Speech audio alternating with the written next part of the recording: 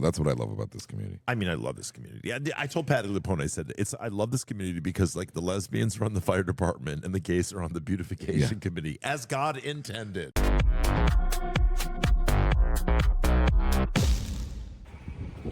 All right, shh, don't tell anyone. I've just escaped from Betty Ford.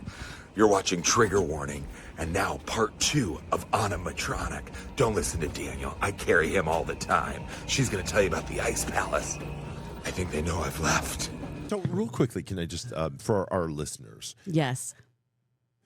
Bricktop's a thing for me. I love her. I love Bricktop. Okay. Yeah, we a share a black woman birthday with as well. red hair. You share Yeah. a birthday? August 14th? Yes. With Bricktop? Wow, Yeah. okay. Yeah, Bricktop. I was born on her 80th birthday. Can you just quickly give our listeners a quick Sure. what Bricktop, for anyone listening who doesn't know, was someone that I for some reason have this affinity. Oh, she's undeniable. She is so charming.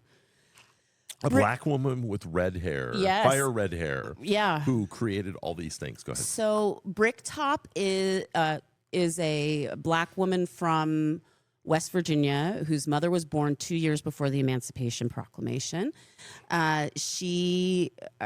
She had red hair and gray eyes. Her mother had blonde hair and blue eyes. Her sister Etta also had blonde hair and blue eyes, and they called her Blonde Etta, which then became Blonzetta, and they called Bricktop because she had red hair. So it's just an old school nickname for. It's like Towhead.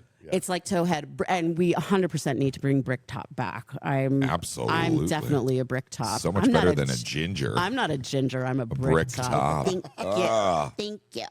And so Bricktop. I just keep hearing the Commodores in my head, but then it's Brick House. Yeah, Bricktop was part of the the ragtime and jazz saloon singing phenomenon. She worked with people like Jelly Roll Morton, and then got a call working in Harlem in the 1920s. Lesbian? Was she? No, she was not. No, she was not. She One was, time in college, Daniel. Yeah, there were rumors that. So let's get back to the.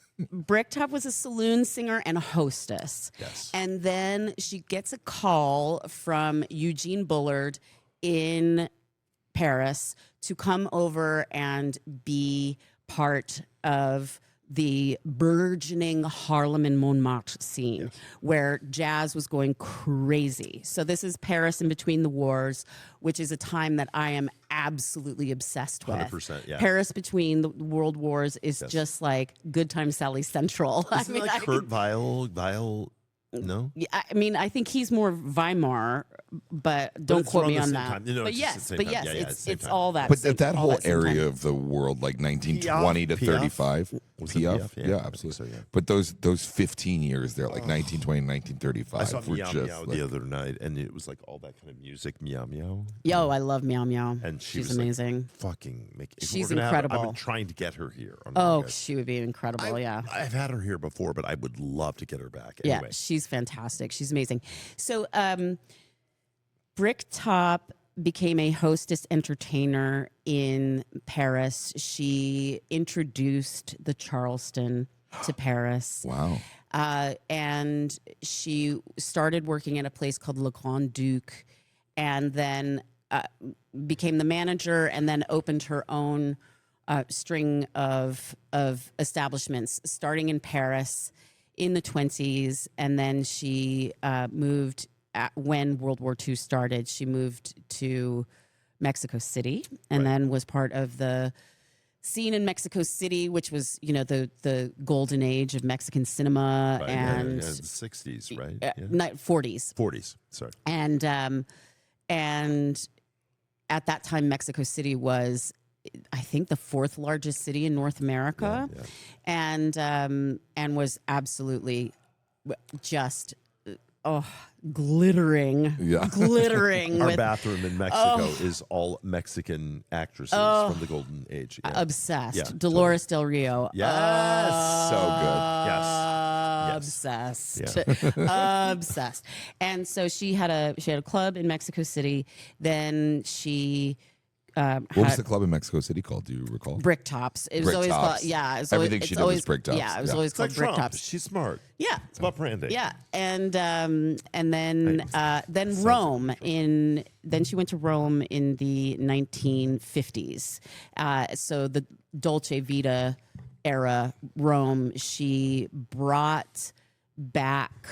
She kind of retroed New Orleans style jazz and 1920s style jazz, Cole Porter and things like that for the Roman audience, and that was the golden age of Roman cinema. So she had so many famous people through her doors. Richard Burton and Elizabeth Taylor made their first appearance in public as a couple at Bricktops in Rome while they were filming Cleopatra, that kind of thing. Yeah. Why hasn't there been a movie made about Bricktop? Now, this is what I think. Okay. Shonda Rhimes, let's talk. Other than whitewashing. Shonda Rhimes Totally. is the person to make. I would like to do it, and I would be a fucking amazing showrunner. I really would be a really good showrunner. Bricktops as an anthology series. Okay. So you have interesting people coming into Bricktops, and then you follow them. So you've got Elsa Schiaparelli, you've got Cole Porter, you've got the Prince of Wales and Wallace Simpson, you've got fucking Gloria Swanson. Did you see the Schiaparelli exhibit? I haven't seen it yet, and I'm dying to go. I was just in London. It's incredible. And it's all her stuff that she did with Dolly. I mean, it's apparently Elsa Schiaparelli's favorite song to hear Bricktop sing was "If I Knew You Were Coming, I'd Bake a Cake." I'd have baked a cake. Also another like Bugs Bunny song, right? Yeah, very much. What so. to do? What to do? What to do? Tell me more about my eyes. We're going to take a break real quick. We're going to come sure. back in just a moment. I want to talk to you more about what bringing it to now, the Ice Palace. Yes. Being here in this. Yeah. And how I finagled my way in. I think we've got a two-parter on our hands. You finagled your way into the underwear party because you were very persistent. I finagled my way. I finagled it, and I think I had a big hand in you taking over this space. 100%. I didn't want it. No, you did not. No, and I you was did like, not. you have to do it. We're going to be right. We're going to talk about that in just a moment. Because I 100% agree. Keep listening. I did not want this burden. And this cahooter came in and said, Keep listening. Keep watching. We'll be back with part 2 with Animatronic and the history of the Ice Palace. Whee! All right. So we talked about history. We talked about your history. We talked about history the in general. history of general. nightclubs, really. Yes, Yeah. exactly. It brings us to now.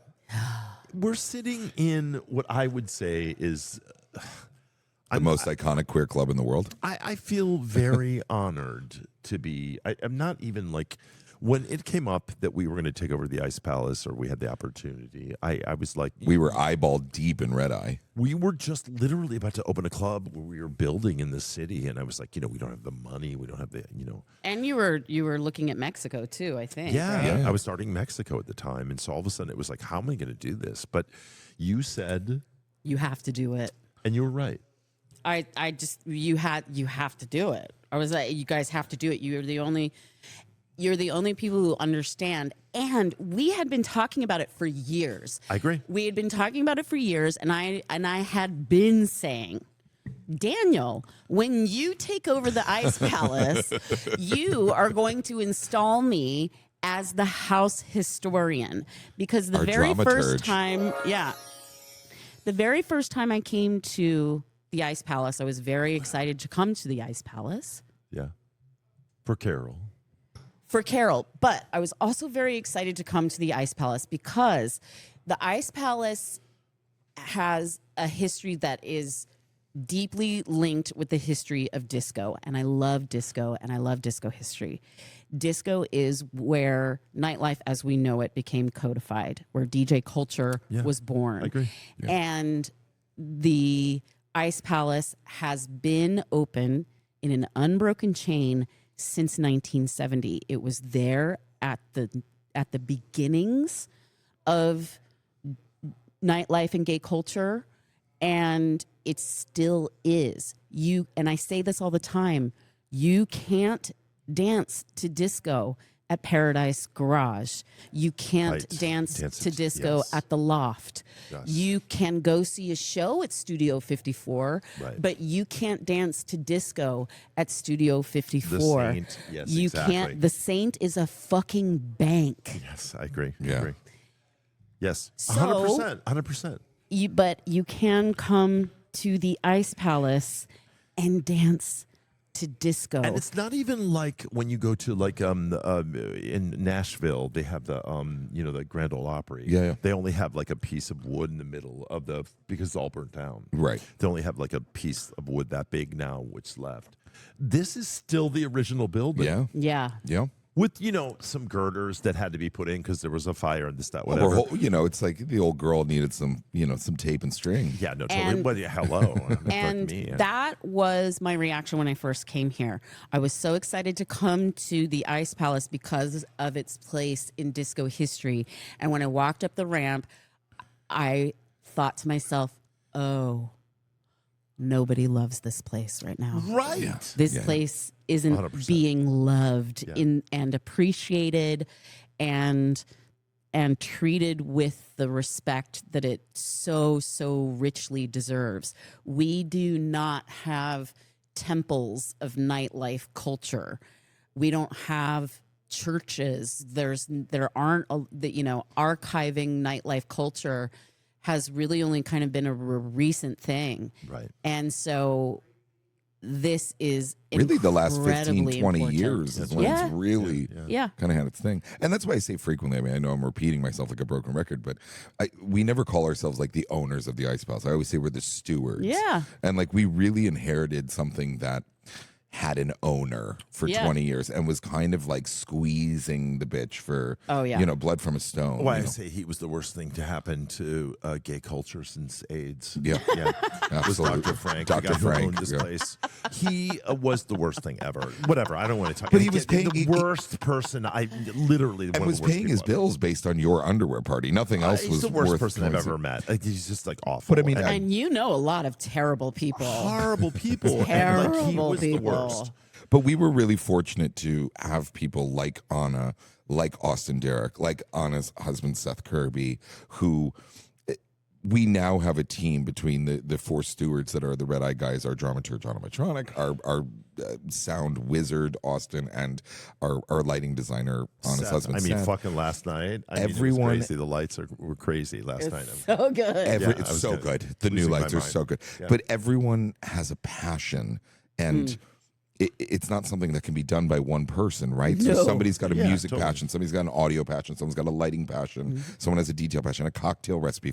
We Yeah. understand the assignment, which honestly I believe is like we were given this thing that we are like, okay, now let's honor it. I Yes. mean, even Taylor, our business partner Taylor, with like the advertisement for the sponsors, so we can have the money to give her the care. Yes. We are not in a cheap business. No, we're not in a cheap business. Well, and what's the square footage on this bad boy? It's a football field. She's 5,000 square feet. 5,000 square feet. She's 5,000 square feet. I mean, the footprint And alone is we're insane. using every fucking inch of And it. it is sinking into the sand. Yeah. It's Every year we lose her a little bit. She's got to get jacked up a little. She's got to need a new pair of heels. she's wonky. Yeah. She's wonky. But also, But it was originally the Boom Boom Room, right? it was originally Boo Boo Room, and then So- Michael Fesco. Yeah, came in. give the children the there- history. There were iterations. Yeah. The last incarnation before 1970, I believe it was called the Boom Boom Room.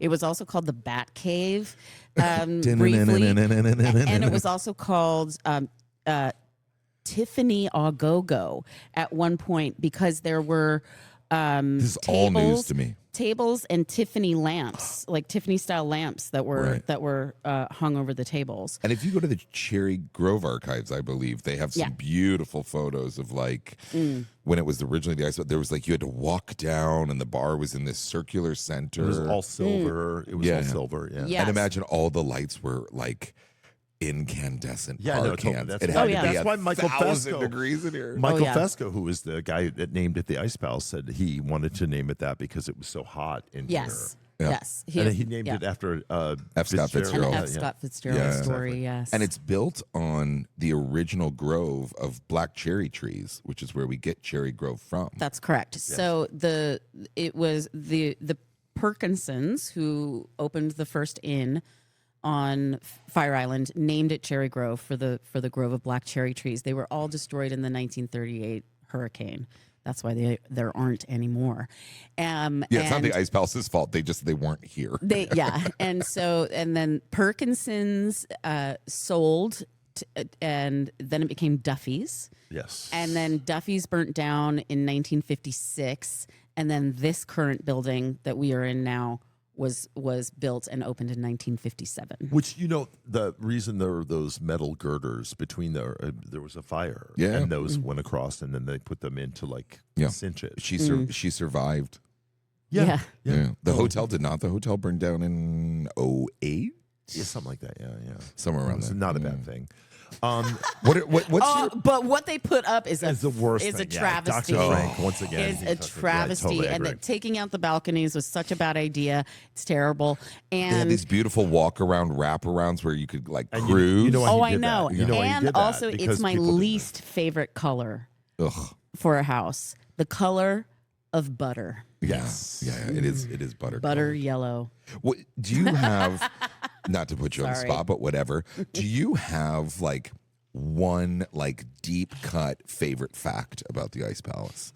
Is there one that makes people go, "Oh, I didn't know that"? Oh, yeah. Ooh. Good. I have one. I want to hear yours. What's yours? Della Reese was performing here. Della Reese, the singer. And back then, when there was a fire alarm, everyone had to go out because everyone was on the fire department. Yeah.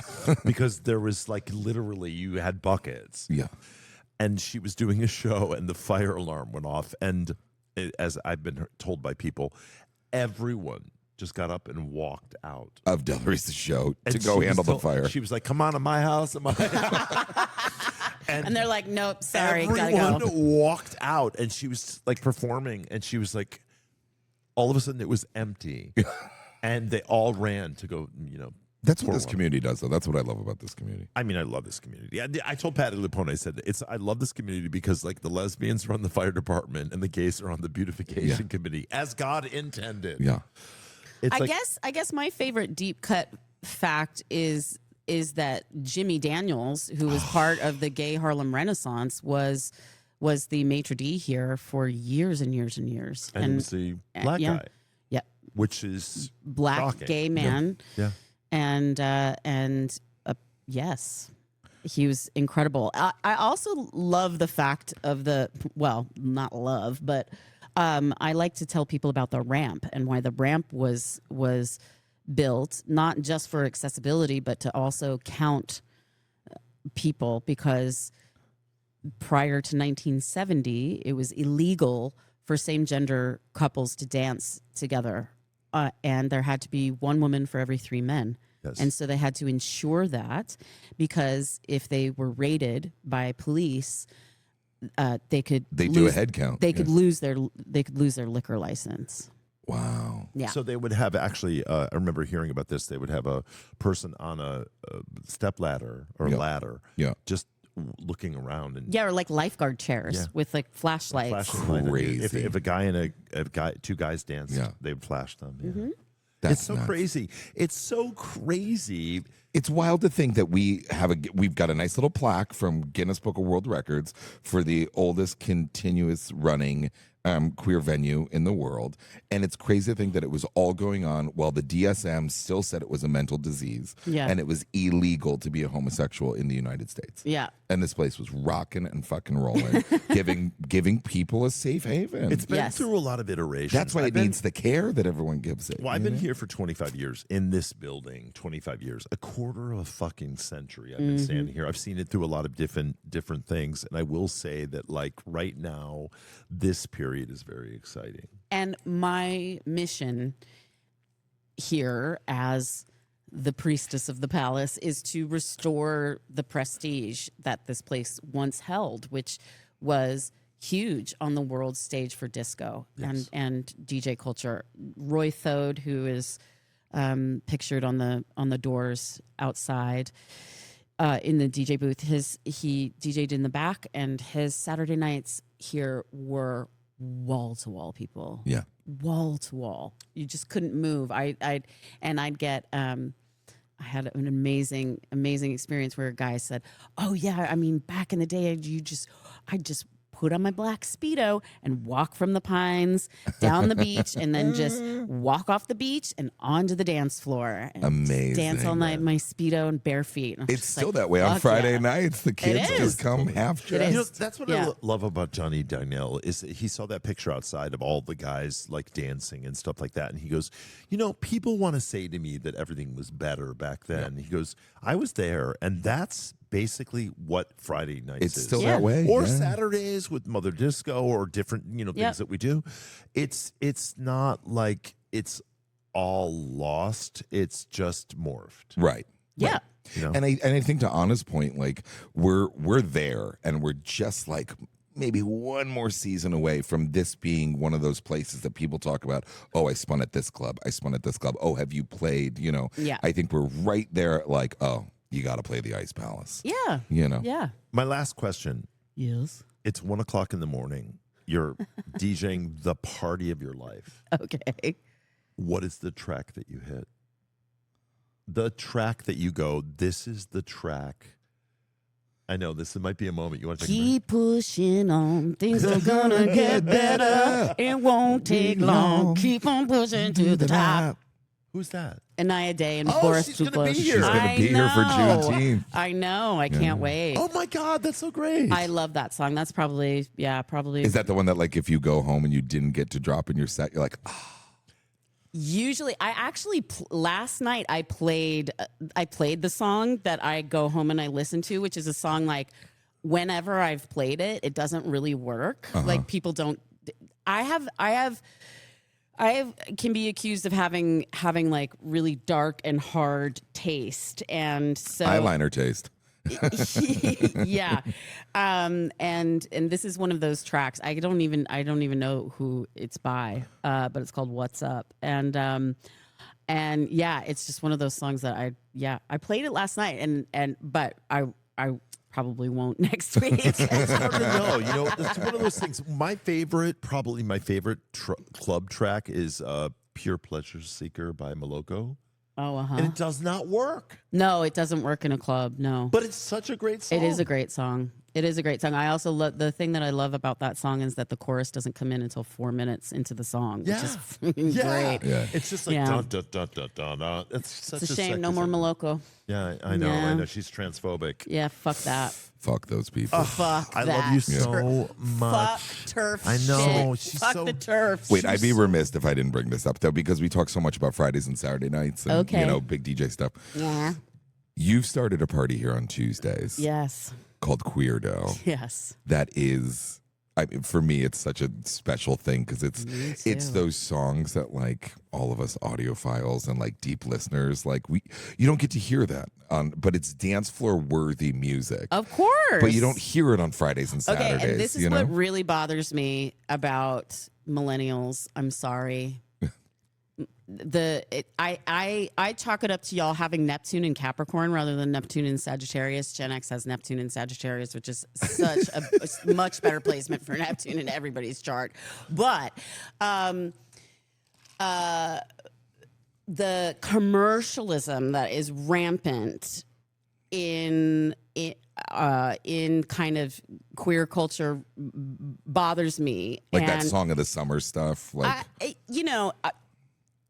Disney's great. we had a great time at Disney. Disney's great. Can we move beyond the taste of a 12-year-old Correct. girl? Hannah Montana. Yeah. Can we move beyond that taste? Right. And in Gen X, alternative culture was a thing. It bubbled up into the mainstream. I'm the grunge class. I graduated in 1992 from a high school in Washington I'm a State. Zennial. I'm like right at the end of Gen X. Yeah. Into. And so And thankfully the baby, I have older siblings, so I got to hear all of that stuff. Yeah. That I thought was cool before I got into the garbage tracks. So I'm of the generation where it was not safe to come out as gay. So a lot of us came out as goth first. Totally. And there was safety in the darkness. Yeah. You could totally. be weird. Yeah. You could wear makeup. You could mince around in lace cuffed. And just be classified as that and not have to worry about the world saying you're a fag. Exactly. Exactly. So I'm from the generation where it was, we came out as goth before we came out as gay, and there's a soundtrack to that, and the music, especially of it's kind of British synth pop in the second British invasion of the 1980s, Love it. is really, really important, and it is a lot of music by queer artists that should have more of a presence in queer clubs. Dead or Alive, Frankie Goes to Hollywood, Bronski Beats. You dropped a Frankie Goes to Hollywood last night. Welcome to the Pleasure Dome. Right as I walked in and I was just taking my pants off to be in my long underwear. Now, you were like, here's the moment. I love that moment because it's Welcome to the Pleasure Dome into my song with Bright Light, Cold Sweat, Hot Boys, into Oxytocin by Billie Eilish, which I love that song, and it was so exciting to play. And you were there, and I heard, and it's the kind of song that I know people love, but you never hear it on the dance floor. And so, like, people were like, I was seeing like people like look around at each other going like, oh my God, ooh. Yeah. Ooh. So, well, and that's what I mean about queerdo, right? Yeah. So like it was last year. Yeah, last year I was like going through my own moments and whatnot. And I was in this like new relationship that was very secretive for, because of what it was. And I came to, it was queerdo prom or homecoming, I can't remember. End of the season or beginning of the season? This had to be beginning of the season. I said so homecoming, of course, yeah. And you have this way on, your Ableton or however you did it, but there was like an extended intro, and it was the Eurythmics' "Love Is a Stranger." Oh yeah.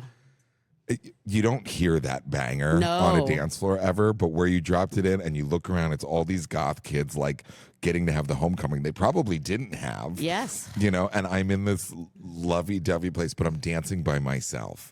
And everything I'm taking is hitting. And it's like, love is a stranger of a different kind. Oh. Yeah, I love that mix. Banger. It's so sick. Banger. And the, it's so, I really feel like I'm getting away with something when I play this music, and it's great. I've had tears on the dance floor because there's a whole swath of folks who are queer, but they don't really identify with what passes as queer music in the clubs, so they're not serviced by Nightlife, right. And they're and I always like to say, what's our job on Fire Island? Identify the holes and fill them. Absolutely. Totally. Fire Island is all about identifying holes and filling them. Absolutely. That is, that's literally, figuratively, physically, emotionally. Yeah. No, so 100%. there was a massive hole for those of us who like a more alternative expression. And it's great because it starts earlier. And it's 4 to 8. It's the tea dance for the rest of us on the day everyone forgot. So it's a Tuesdays tea dance for the rest of us. It's the tea dance for the rest of us. Yeah. And so, and the whole thing is, you come to Queerdo, if there's a song you have always wanted to hear on a dance floor in a gay bar and never have, let me know. I will play it for you. Killing Joke. Yeah. And we black the lights out. We black the windows out and whatnot. It's a club. It's yeah. I mean, and usually it gets dark by the time it's over. So and it's just so super fun. Every time I play Stigmata by Ministry, I'm just like, I can't fucking believe I'm playing this in the Ice Palace. And people who never come up the ramp for Queerdo. Brett at Floyd's, who runs Floyd's, who is always playing a Queerdo soundtrack. Gary Newman is his favorite artist.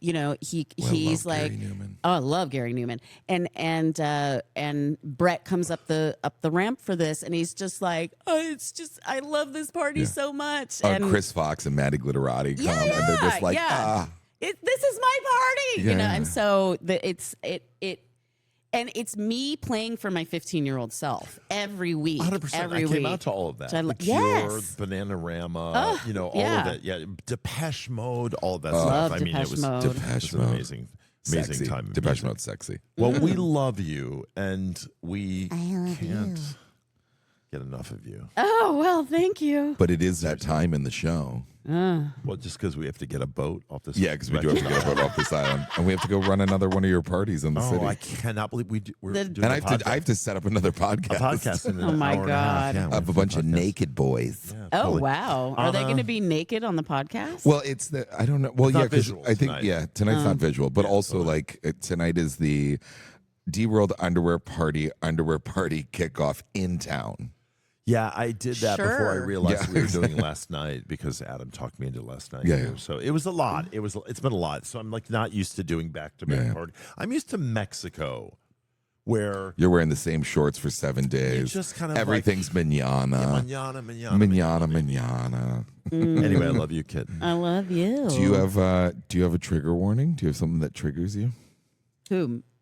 Both of you. Oh. It is the name of the show. Oh yeah, totally. Yeah. Oh, of course. I have, so I have many one, and triggers. right now it's the goddamn fucking MTA and LIRR. Oh, I hate. I mean, as you know, So it's the famous. MTA should stand for Motherfucking yeah, exactly.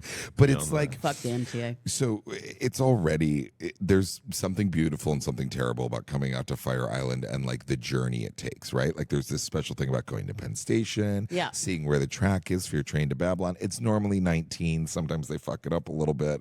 And then it's like, oh, do I have to transfer at Jamaica? Am I transferring at Babylon? So you get your second train. Then you get there and how much luggage is on the fucking colonial white bus, and that takes you to a ferry, and then the ferry times, and you hope you make the ferry, and it's 30 minutes. So now in reverse we're going, but they've decided that something they probably could have done in December, January, and February when no one is coming out to this part of Long Island to fix the tracks, they're going to do it as of May 1st. Yeah. It's springtime is when you should work on the tracks for a summer island. It's only going to be for the weekend, right? Sure. Sure. Only for the weekend. Sure. Yeah, when 'Cause- everyone wants to be on the train. Exactly. Everything the MTA does is on time Yeah, and exactly. totally concise. Yeah. And let's do it on a Saturday and a Sunday, right when May pops at 57 degrees. That's what's triggering me right now. All right. Well, Because now it's like, fuck, you got to take a car, or they've got these shuttle buses, and a bus of 50 people is going to hate- sit in traffic to Babylon. absolutely hate a shuttle bus, scenario with a little paper transfer they give you. Just Yeah, just ugh. get that out of my face. Just do this in January. yeah. That's what triggers me. Yeah. Okay. We do a trigger every week. here, Sure. right? And so my trigger this week is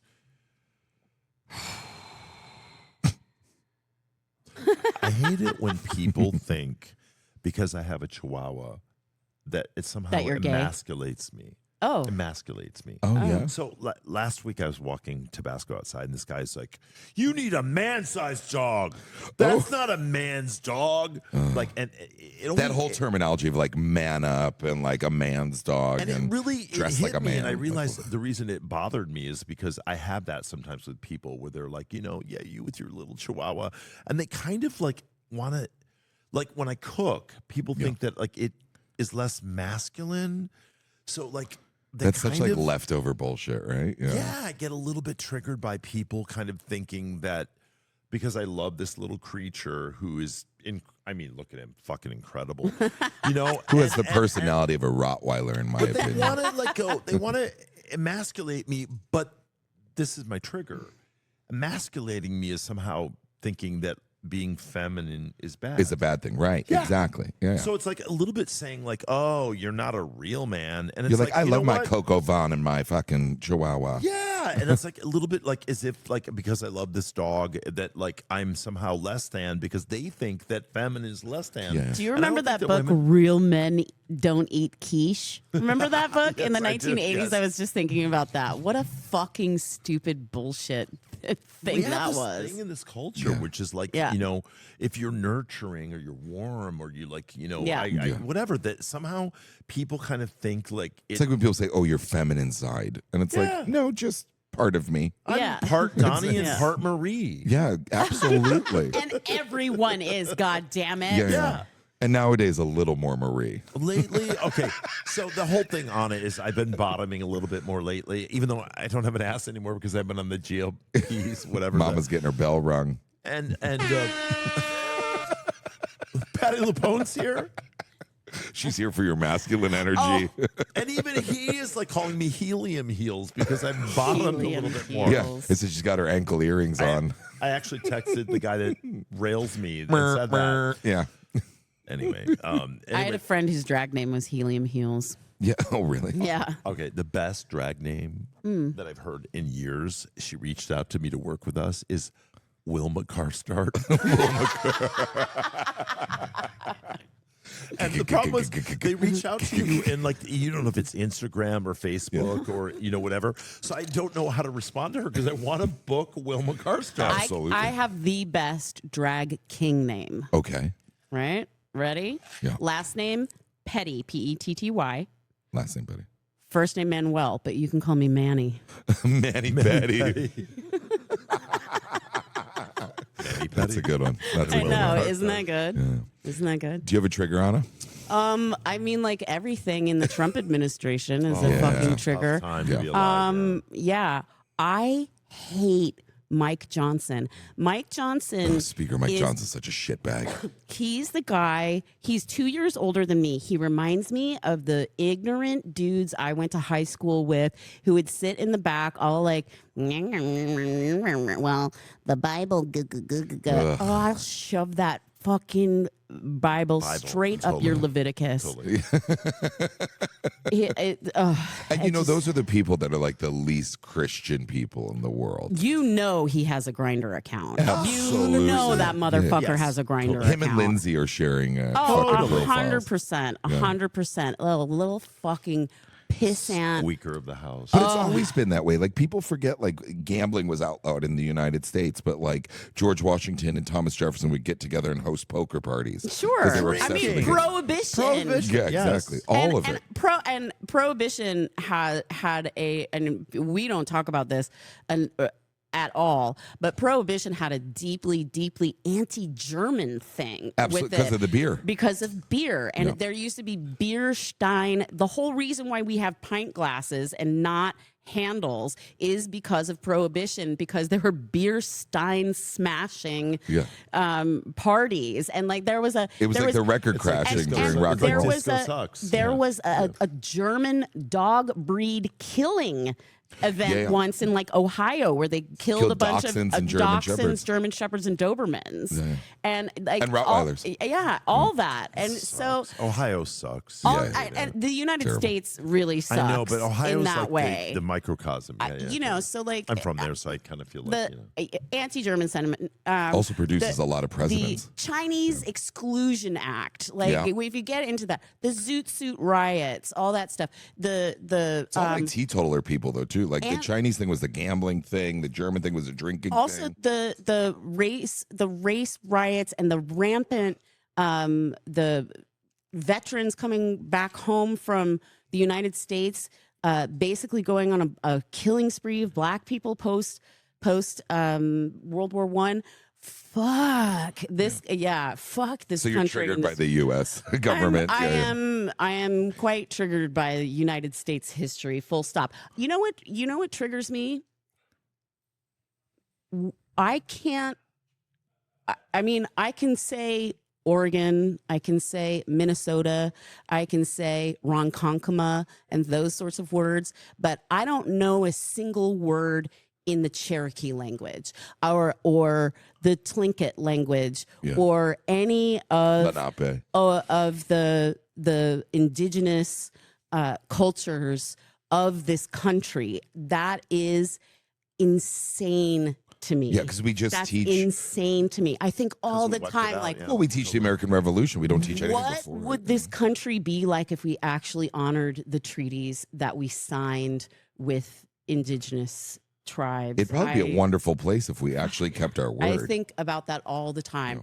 We do not need to see an HBO show where they wonder what America would be like if the Confederacy won. Yeah, we need to see an exactly. HBO show about what America would be like if the United States honored all of our treaties with Native people. I couldn't agree more with your Trigger. All right, guys. Yeah. That's it. Yeah. We gotta go because This we is gotta get off this. we got to get on a I boat. love you. Yeah. Trigger warning. We don't need this. We don't need this fascist groove thing. Thank you so much for being here. We'll see you guys next week. We'll see you next week.